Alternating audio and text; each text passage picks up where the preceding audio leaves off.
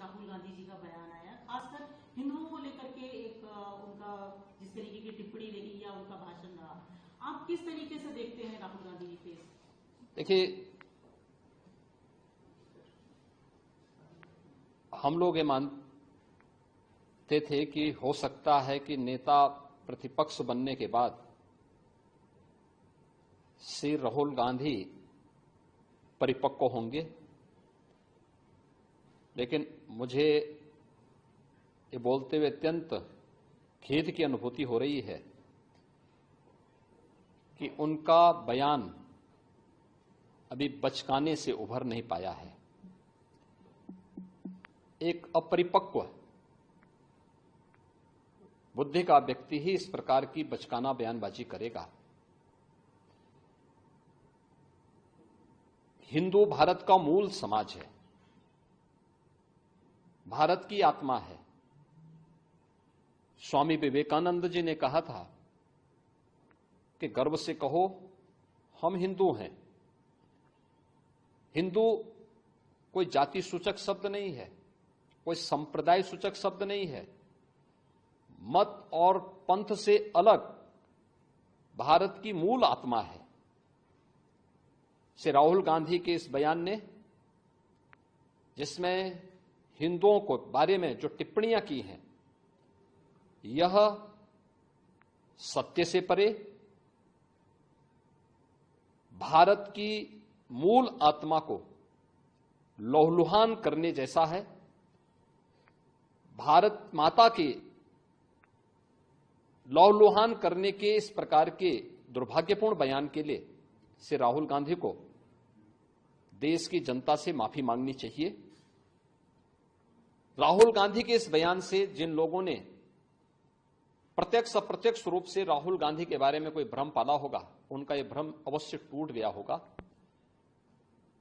मैं श्री राहुल गांधी के इस प्रकार के वक्तव्य की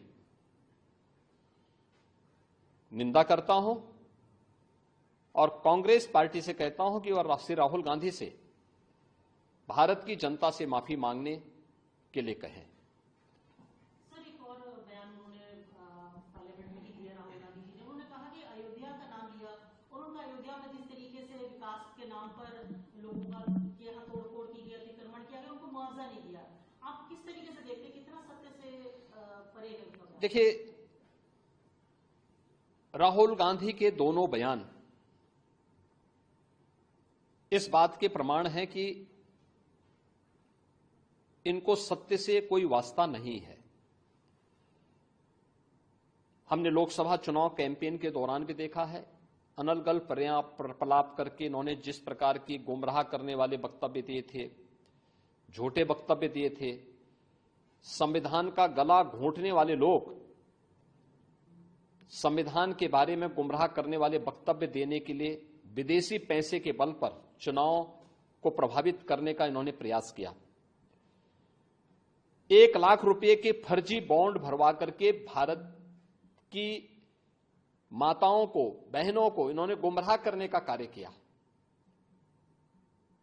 और आज जो बयान फिर से राहुल गांधी ने दिए हैं, वे अत्यंत निंदनीय है और शर्मनाक भी। अयोध्या को उसकी पहचान से वंचित किसने किया था? क्या ये सच नहीं कि इंडी गठबंधन से जुड़े हुए लोग इसके लिए जिम्मेदार हैं? श्री राहुल गांधी और उनके सहयोगी इस बात के लिए जिम्मेदार हैं, जिन्होंने न केवल अयोध्या को वनवास दिया था, बल्कि सरयू मैया के रक्त के जल को भी रक्त रंजित करने का कार्य किया था। कौन नहीं जानता है कि अयोध्या को उसकी पहचान से वंचित करने का कार्य आजादी के बाद से ही लगातार कांग्रेस करती रही। रामलला के मंदिर पर ताला लटकाने का काम किया था, हिंदुओं को पूजा करने से वंचित करने का काम कांग्रेस ने किया था। और आज जब अयोध्या अपने वैभव की पुनर्स्थापना के लिए फिर से पूरी दुनिया को अपनी ओर आकर्षित कर रही है, तो कांग्रेस कैसे इसको अच्छा मान सकती है? श्री राहुल गांधी का बयान झूठ का एक पुलंदा है। सच्चाई यह है, अयोध्या के अंदर 1733 करोड़ रुपए केवल मुआवजे के रूप में अयोध्या वासियों को प्रदेश सरकार ने उपलब्ध करवाए हैं, चाहे वह भक्ति पथ हो, राम पथ हो, जन्मभूमि पथ हो, चाहे वह एयरपोर्ट के निर्माण का हो, चाहे वह 14 कोसी परिक्रमा के मार्ग का हो। एक एक वहां के नागरिक को, जिसके नाम पे जमीन थी, जिसके नाम पे दुकान थी, जिसके पास दुकान का पोजीशन था, उन्हें प्रॉपर कंपनसेशन दिया गया। प्रॉपर कंपनसेशन देने के साथ ही जो दुकानें थी, जो अपने पीछे दुकान बना सकते थे, उनके लिए उस प्रकार की एफआईआर में छूट दी गई। जिन लोगों के पास उस प्रकार की स्पेस नहीं थी, उनके लिए मल्टी लेवल कॉम्प्लेक्स बना करके वहां पर उन्हें शॉपिंग कॉम्प्लेक्स में उन्हें स्थान देने की कार्य को आगे बढ़ाया गया।